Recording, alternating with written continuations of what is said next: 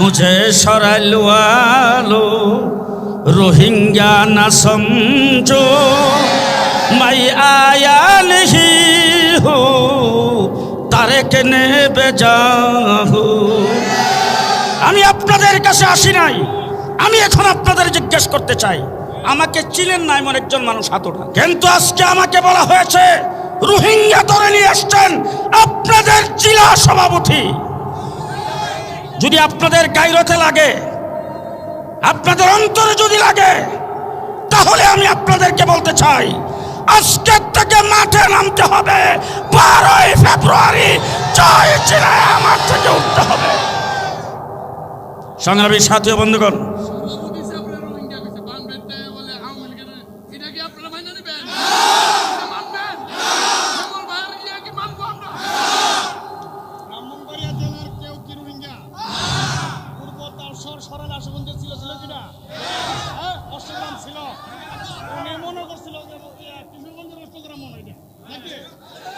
ব্রাহ্মণবাড়িয়ার যার জন্মগ্রহণকারী কেউ রোহিঙ্গা না, স্থানীয় সন্তান।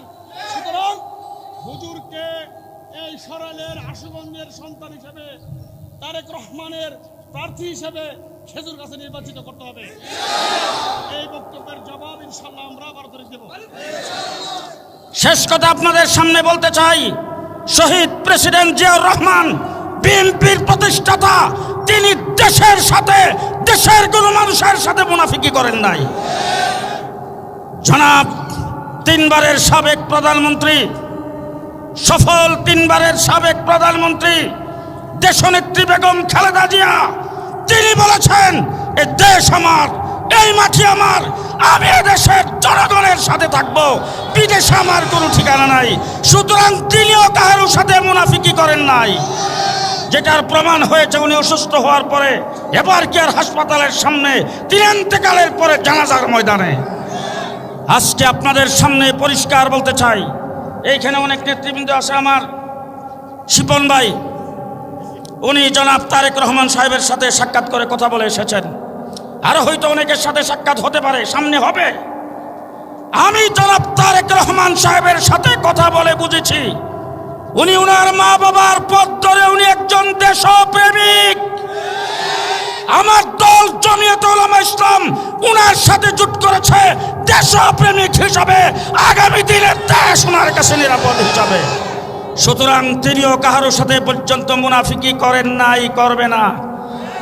এখন আপনারা যদি জানেন, লন্ডনে কেউ গেছেন কিনা জানি না, আমি প্রতি বছর আসা যাওয়া করি, অনেক শান্তির জীবনযাপন সেখানে। তারেক সাহেব ইচ্ছা করলে ওই জায়গায় আজীবন কাটাইতে পারতেন, ওনার আত্মীয় স্বজন সেখানে ভরপুর, কিন্তু তিনি দেশের মায়া ছাড়তে পারেন নাই। তিনি যখন বাংলাদেশে পাড়া দিয়েছেন, তিনি কোনো নির্যাতনের কথা উল্লেখ করেন নাই, উনার মার উপর নির্যাতন হয়েছে উল্লেখ করেন নাই, উনার কোমর ভেঙেছে, হাত পা ভেঙেছে, নির্যাতন করে উনাকে 17 বছর দেশের বাহিরে রেখেছে, উনি একটা শব্দ উচ্চারণ করেন নাই। উনি দেশের কথা বলেছেন, মাটির কথা বলেছেন, দেশ গঠন করার কথা বলেছেন। সুতরাং আমরা আগামী দিনে তারেক রহমানের নেতৃত্বে দেশটাকে গঠন করতে চাই। দেশের প্রতিটা সেক্টরকে তলাবিহীন জুড়িতে পরিণত করেছেন, দেশের প্রতিটা সেক্টরকে তলাবিহীন জুড়িতে পরিণত করেছেন, দেশের অর্থনীতিকে ভেঙে দিয়েছেন, দেশের প্রতিরক্ষাকে ধ্বংস করেছেন। আগামী দিনে তারেক রহমানের হাত শক্তিশালী করে আমরা সেই দেশকে পুনর্গঠন করতে চাই। কে কে রাজি আছেন হাত তুলে দেখান। যদি এই কথা মনে করেন দেশটা আগামীতে জনাব তারেক রহমান সাহেবের হাতে নিরাপদ, এবং যদি এই কথা আপনারা ভেবে থাকেন যে আপনাদের দলীয় প্রধান জনাব তারেক রহমান সাহেব আগামীতে এই দেশের নেতৃত্ব দেবেন, এই দেশের প্রধানমন্ত্রী হবেন, তাহলে আমার মনে হয় আপনারা সকলে মিলে যদি আগামী 12ই ফেব্রুয়ারিকে সামনে রেখে নির্বাচনী যুদ্ধে নামেন, এখানে নির্বাচনে আপনাদের প্রার্থী, জুটের প্রার্থীর জয় কেউ ঠেকাইতে পারবে না। সংগ্রামী সাথী ও বন্ধুগণ, কয়েকটা ছোট ছোট কথা আপনাদেরকে বলবো।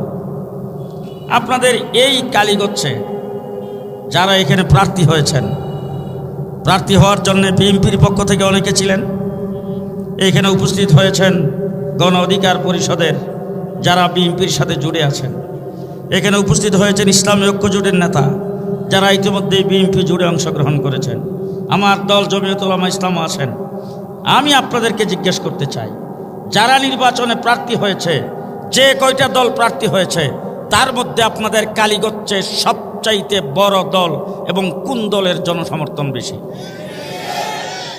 যে বিএনপির জনসমর্থন বেশি। তাহলে বিএনপির নেতা জনাব তারেক রহমান সাহেব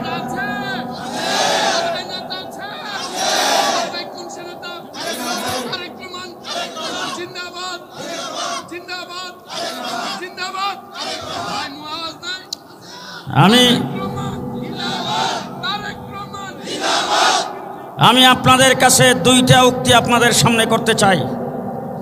ইমাম আহমদ ইবনে হাম্বল, আপনারা নাম শুনেছেন, তিনি সরকার বিরোধী আন্দোলনে ছিলেন। সরকারের কিছু চাটুকার ওনাকে বলেছিলেন যে আপনি যেই লাইনে হাঁটছেন এটা কোনো ইজ্জত সম্মানের লাইন নয়। তিনি সেখানে দাঁড়ায় বলেছিলেন, ইজ্জত কাকে বলে, মর্যাদা কাকে বলে, জানাজায় প্রমাণ হবে। সেই আহমদ ইবনে হাম্বল ইন্তেকালের পরে তার জানাজায় লক্ষ লক্ষ মানুষ জমায়েত হয়েছিল। আজকে বাংলাদেশে মর্যাদা কাকে বলে, ইজ্জত কাকে বলে, ম্যাডাম বেগম খালেদা জিয়ার জানাজায় প্রমাণ হয়েছে। জানাজায় প্রমাণ হয়েছে বাংলাদেশে ইজ্জতওয়ালাকে।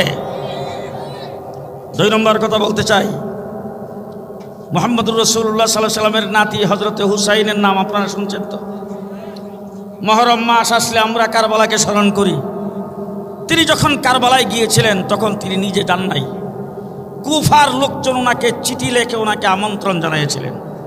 সে আমন্ত্রণে সাড়া দিয়ে তিনি সেখানে যখন গেছেন, কুফার মানুষজন যখন ওনার বিরোধিতা শুরু করেছেন, তখন সেখানে দাঁড়ায় উনি একটা উক্তি করেছিলেন, যেটা কবির ভাষায় খুব সুন্দর করে এসেছে। মুঝে কুফাওয়ালো মুসাফির না সমঝো, मैं आया नहीं हूँ बुलाया गया हूँ।